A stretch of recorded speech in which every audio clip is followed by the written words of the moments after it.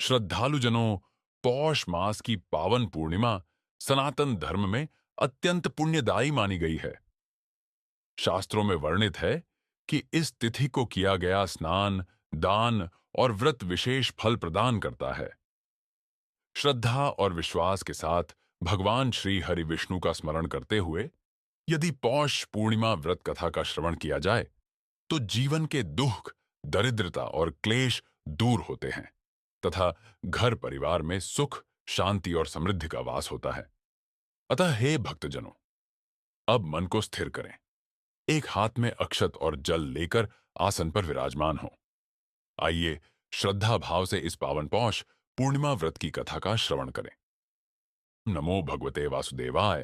द्वापर युग में एक बार यशोदा मैया ने श्री कृष्ण से कहा कि तुम तो पूरे संसार के पालन करता हो, आज तुम मुझे कोई ऐसा व्रत बताओ जिसे करने से किसी भी स्त्री को विधवा होने का भय न रहे तथा इससे मनुष्यों की सभी मनोकामनाएं पूर्ण हों।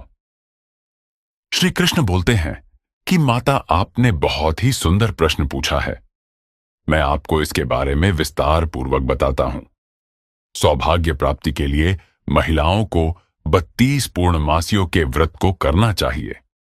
इससे उनकी सभी मनोकामनाएं पूर्ण होती हैं और उन्हें सौभाग्यवती होने का आशीष मिलता है। अब मैं आपको इससे जुड़ी हुई कथा सुनाता हूं। इस भूमंडल पर एक अत्यंत प्रसिद्ध राजा चंद्रहास से पालित अनेक प्रकार के रत्नों से परिपूर्ण कातिका नाम की एक नगरी थी। वहां पर धनेश्वर नाम का एक ब्राह्मण था और उसकी स्त्री अति सुशीला रूपवती थी। दोनों ही उस नगरी में बड़े प्रेम के साथ रहते थे। घर में धन धान्य आदि की कमी नहीं थी, लेकिन उनको एक बड़ा दुख था कि उनकी कोई संतान नहीं थी। इस कष्ट से वह अत्यंत दुखी रहते थे। एक दिन एक बड़ा तपस्वी योगी उस नगरी में आया। वह योगी उस ब्राह्मण के घर को छोड़कर अन्य सब घरों से भिक्षा लाकर भोजन किया करता था, लेकिन रूपवती से वह भिक्षा नहीं लिया करता था। एक समय वह किसी अन्य घर से भिक्षा लेकर गंगा किनारे जाकर भिक्षान्न को प्रेम पूर्वक खा रहा था। तभी धनेश्वर ने योगी को देखा और अपनी भिक्षा के अनादर से दुखी होकर योगी से बोला, महात्मन, आप सब घरों से भिक्षा लेते हैं, परंतु मेरे घर की भिक्षा कभी भी नहीं लेते। इसका कारण क्या है? योगी ने कहा कि निःसंतान के घर की भीख पतितों के अन्न के तुल्य होती है और जो पतितों का अन्न खाता है वह भी पतित हो जाता है। चूंकि तुम निसंतान हो, अतः पतित हो जाने के भय से मैं तुम्हारे घर की भिक्षा नहीं लेता हूं। धनेश्वर यह बात सुनकर अपने मन में बहुत दुखी हुआ और हाथ जोड़कर योगी के पैरों पर गिर पड़ा तथा आर्त भाव से कहने लगा, हे महाराज, यदि ऐसा है तो आप मुझको पुत्र प्राप्ति का उपाय बताइए। आप सर्वज्ञ हैं, मुझ पर अवश्य ही यह कृपा कीजिए। धन की मेरे घर में कोई कमी नहीं, परंतु मैं पुत्र न होने के कारण अत्यंत दुखी हूं। आप मेरे इस दुख का हरण करें, आप सामर्थ्यवान हैं। यह सुनकर योगी कहने लगे, हे ब्राह्मण, तुम चंडी देवी की आराधना करो। घर आकर उसने अपनी स्त्री से सब वृत्तांत कहा और स्वयं तप के निमित्त वन में चला गया। वन में जाकर उसने चंडी देवी की उपासना की और उपवास किया। चंडी देवी ने 16वें दिन उसको स्वप्न में दर्शन दिया और कहा, हे धनेश्वर, तुझे पुत्र होगा, परंतु वह 16 वर्ष की आयु में ही मृत्यु को प्राप्त हो जाएगा। यदि तुम दोनों पति पत्नी 32 पूर्णमासियों का व्रत विधिपूर्वक करोगे तो वह दीर्घायु होगा। जितनी तुम्हारी सामर्थ्य हो उतने आटे के दिए बनाकर शिवजी का पूजन करना और पूर्णमासी का व्रत रखना। प्रातःकाल होने पर इस स्थान के समीप ही तुम्हें एक आम का वृक्ष दिखाई देगा। उस पर चढ़कर एक फल तोड़कर शीघ्र अपने घर चले जाना और अपनी स्त्री से सब वृत्तांत कहना। जब वह श्री शंकर जी का ध्यान करके उस फल को खा लेगी, तब भगवान शंकर की कृपा से वह गर्भवती हो जाएगी जब वह ब्राह्मण प्रातःकाल उठा तो उसने उस स्थान के पास ही एक आम का वृक्ष देखा, जिस पर एक आम का हल लगा हुआ था। उस ब्राह्मण ने उस आम के वृक्ष पर चढ़कर उस फल को तोड़ने का प्रयत्न किया, परंतु कई बार प्रयत्न करने पर भी वह वृक्ष पर न चढ़ पाया। तब उस ब्राह्मण को बहुत चिंता हुई और वह विघ्न विनाशक श्री गणेश जी की वंदना करने लगा और बोला, हे दयानिधे, अपने भक्तों के विघ्नों का नाश करके उनके मंगल कार्य को करने वाले, दुष्टों का नाश करने वाले, रिद्धि सिद्धि को देने वाले, आप मुझ पर कृपा करके इतना बल दें कि मैं अपने मनोरथ को पूर्ण कर सकूं। इस प्रकार गणेश जी की प्रार्थना करने पर उनकी कृपा से धनेश्वर वृक्ष पर चढ़ गया और उसने एक अति सुंदर आम का फल देखा। उसने विचार किया कि जो वरदान से फल मिला था वह यह है और कोई फल दिखाई नहीं देता। उस धनेश्वर ब्राह्मण ने जल्दी से उस फल को तोड़कर अपनी स्त्री को लाकर दिया और उसकी स्त्री ने अपने पति के कथनानुसार उस फल को खा लिया। इसके पश्चात वह गर्भवती हो गई।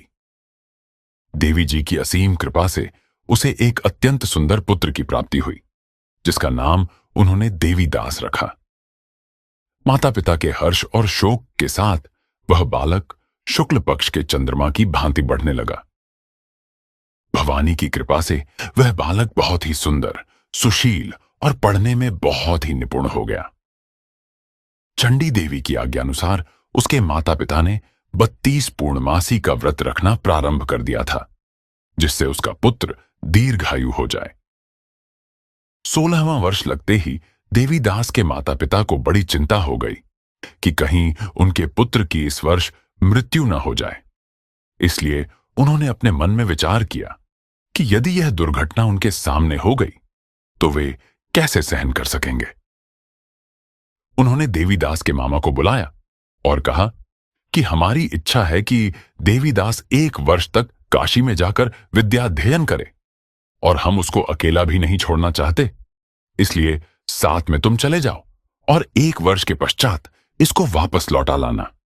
सब प्रबंध करके उसके माता पिता ने काशी जाने के लिए देवीदास को एक घोड़े पर बैठाकर उसके मामा को उसके साथ विदा कर दिया। धनेश्वर ने अपनी पत्नी के साथ अपने पुत्र की मंगल कामना तथा दीर्घायु के लिए भगवती दुर्गा की आराधना और 32 पूर्णमासी का व्रत करना आरंभ कर दिया। इस प्रकार उन्होंने 32 पूर्णमासी का व्रत पूरा किया। कुछ समय पश्चात एक दिन वह दोनों मामा और भांजा मार्ग में रात्रि बिताने के लिए किसी ग्राम में ठहरे हुए थे। उस दिन उस गांव में एक ब्राह्मण की अत्यंत सुंदरी, सुशीला, विदुषी और गुणवती कन्या का विवाह होने वाला था। जिस धर्मशाला के अंदर वर और उसकी बारात ठहरी हुई थी, उसी धर्मशाला में देवीदास और उसके मामा भी ठहरे हुए थे। संयोगवश कन्या को तेल आदि चढ़ाकर मंडप आदि का कृत्य किया जा रहा था, लेकिन लग्न के समय वर को धनुर्वात, एक वायु रोग जिसमें शरीर धनुष की तरह झुककर टेढ़ा हो जाता है, हो गया। इस कारण वर के पिता ने अपने कुटुंबियों से परामर्श करके निश्चय किया कि यह देवीदास मेरे पुत्र जैसा ही सुंदर है, मैं इसके साथ ही लग्न करा देता हूं और बाद में विवाह के अन्य कार्य मेरे लड़के के साथ हो जाएंगे। ऐसा सोचकर उन्होंने देवीदास के मामा से जाकर बोला कि तुम थोड़ी देर के लिए अपने भांजे को हमें दे दो, जिससे विवाह के लग्न के सारे कृत्य सुचारू रूप से हो सके। तब उसका मामा कहने लगा कि जो कुछ भी कन्यादान के समय वर को मिले वह सब हमें दे दिया जाए, तो मेरा भांजा इस बारात का दूल्हा बन जाएगा। यह बात वर के पिता ने स्वीकार कर ली और उसने अपने भांजे को वर बनने के लिए भेज दिया और उसके साथ सब विवाह कार्य रात्रि में विधिपूर्वक संपन्न हो गया। पत्नी के साथ वह भोजन न कर सका और अपने मन में सोचने लगा कि न जाने यह कैसी स्त्री होगी। वह एकांत में इसी सोच में पड़ गया तथा उसकी आंखों में आंसू आ गए। तब वधू ने पूछा कि क्या बात है, आप इतने उदासीन व दुखी क्यों हो रहे हैं? तब उसने सब बातें जो वर के पिता व उसके मामा में हुई थीं उसको बतला दी। तब कन्या कहने लगी कि यह ब्रह्म विवाह के विपरीत कैसे हो सकता है। देव, ब्राह्मण और अग्नि के सामने मैंने आपको ही अपना पति बनाया है, इसलिए आप ही मेरे पति हैं। मैं आपकी ही पत्नी रहूंगी, किसी अन्य की कदापि नहीं। तब देवीदास ने कहा, ऐसा मत करिए, क्योंकि मेरी आयु बहुत कम है। मेरे पश्चात आपकी क्या गति होगी, इन बातों को अच्छी तरह विचार लो। परंतु वह दृढ़ विचार वाली स्त्री थी। बोली कि जो आपकी गति होगी वही मेरी गति होगी। हे स्वामी, आप उठिए और भोजन करिए। आप निश्चय ही भूखे होंगे। इसके बाद देवीदास और उसकी पत्नी दोनों ने भोजन किया तथा शेष रात्रि वे सोते रहे। प्रातःकाल देवीदास ने अपनी पत्नी को 3 नगों से जड़ी हुई एक अंगूठी दी, एक रूमाल दिया और बोला, हे प्रिय, इसे लो और संकेत समझकर स्थिर चित्त हो जाओ। मेरा मरण और जीवन जानने के लिए एक पुष्प वाटिका बना लो। उसमें सुगंधि वाली एक नव मल्लिका लगा लो। उसको प्रतिदिन जल से सींचा करो और आनंद के साथ खेलो कूदो तथा उत्सव मनाओ। जिस समय और जिस दिन मेरा प्राणांत होगा, ये फूल सूख जाएंगे और जब ये फिर हरे हो जाए तो जान लेना कि मैं जीवित हूं। यह समझाकर वह चला गया। प्रातःकाल होते ही वहां पर गाजे बाजे बजने लगे और जिस समय विवाह के कार्य समाप्त करने के लिए वर तथा सब बाराती मंडप में आए, तो कन्या ने वर को भली प्रकार से देखकर अपने पिता से कहा कि यह मेरा पति नहीं है। मेरा पति वही है जिसके साथ सत्र में मेरा पाणी ग्रहण हुआ था। इसके साथ मेरा विवाह नहीं हुआ है। यदि यह वही है तो बताए कि मैंने इसको क्या दिया। मधुपर्क और कन्यादान के समय जो मैंने भूषणादि दिए थे उन्हें दिखाए तथा रात में मैंने क्या गुप्त बातें कही थीं वह सब सुनाए। पिता ने उसके कथनानुसार वर को बुलवाया गया। कन्या की यह सब बातें सुनकर वह कहने लगा कि मैं कुछ नहीं जानता। इसके पश्चात लज्जित होकर वह वहां से चला गया और सारी बारात भी अपमानित होकर वहां से लौट गई। श्री कृष्ण बोले, हे माता। इस प्रकार देवीदास काशी विद्याध्ययन के लिए चला गया। जब कुछ समय बीत गया तो काल से प्रेरित होकर एक सर्प रात्रि के समय उसको डसने के लिए वहां पर आया।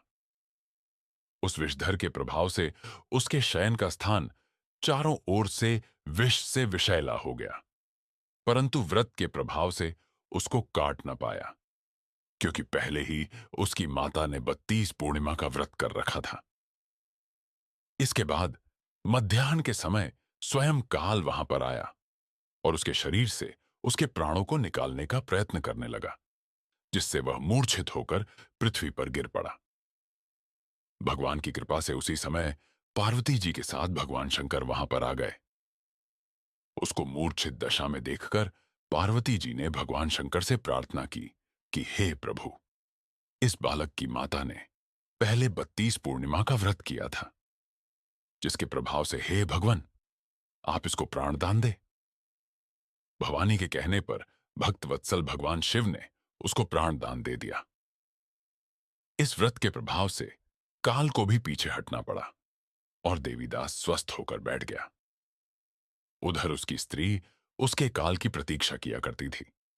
जब उसने देखा कि उस पुष्प वाटिका में पत्र पुष्प कुछ भी नहीं रहे, तो उसको अत्यंत आश्चर्य हुआ और जब वह वैसे ही हरी भरी हो गई तो वह जान गई कि वह जीवित हो गए हैं। यह देखकर वह बहुत प्रसन्न मन से अपने पिता के कहने लगी कि पिताजी, मेरे पति जीवित हैं, आप उनको ढूंढना शुरू करें। जब 16वां वर्ष व्यतीत हो गया तो देवीदास भी अपने मामा के साथ काशी से चल दिया। इधर उसके ससुर उसे ढूंढने के लिए अपने घर से जाने वाले ही थे कि वह दोनों मामा भांजा वहां पर आ गए। देवीदास को आता देखकर उसका ससुर बड़ी प्रसन्नता के साथ अपने घर में ले आया। उस समय नगर के निवासी भी वहां इकट्ठे हो गए और सबने निश्चय किया कि अवश्य ही इसी बालक के साथ इस कन्या का विवाह हुआ था। उस बालक को जब कन्या ने देखा तो पहचान लिया और कहा कि यह तो वही है जो संकेत करके गया था। तदुपरांत सभी कहने लगे कि भला हुआ जो यह आ गया, और सब नगरवासियों ने आनंद मनाया। श्री कृष्ण जी कहने लगे कि इस प्रकार धनेश्वर 32 पूर्णिमाओं के व्रत के प्रभाव से पुत्रवान हो गया। जो भी स्त्रियां इस व्रत को करती हैं, वे जन्म जन्मांतर में वैधव्य का दुख नहीं भोगती और सदैव सौभाग्यवती रहती हैं। यह मेरा वचन है, इसमें कोई संदेह नहीं है। यह व्रत पुत्र पौत्रों को देने वाला तथा संपूर्ण मनोकामनाओं को पूर्ण करने वाला है। 32 पूर्णिमाओं के व्रत करने से व्रती की सब इच्छाएं भगवान शिव जी पूर्ण करते हैं।